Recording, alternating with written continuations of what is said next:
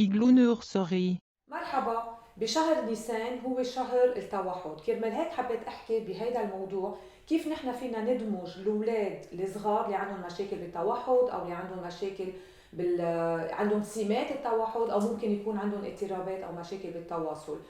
ضروري جدا الاولاد بس يكونوا بفئات عمر صغيره يكونوا عم يندمجوا بالحضانه، بس كيف بدنا ندمجهم بقلب الحضانه؟ اول شيء والاهم هو خطه العمل.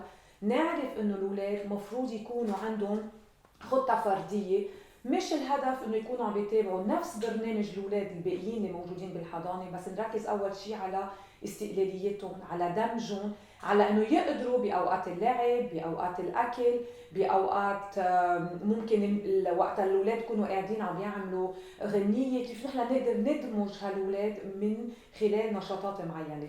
اوقات كثير ممكن يكون من ضمن اطار الحضانه ممكن ما يكون في المعلمه قدرت تلحق انه كيف فيها تدمج الولد وبنفس الوقت كيف فيها تكمل برنامجها مع الباقيين. كرمال هيك اوقات كثير بنسمع بفكره الشادو.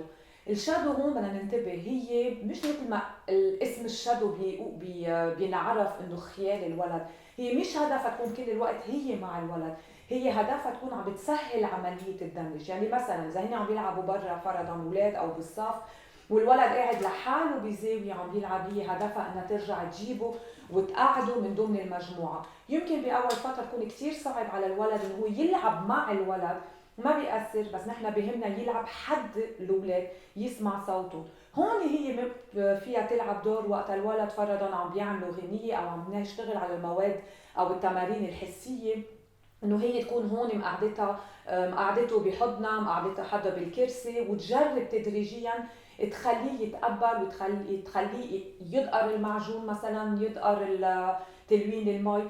فهون باول مرحله كثير ضروري انه يكون في خطه انه الولد يكون حد الاولاد مع الاولاد، وقتها يتحسن بهذا الموضوع ويبلش يتقبل الاخر ويبلش يندمج، هون ننتقل بعدين على خطه ثانيه كيف يقدر يكمل او يشتغل بنشاطات.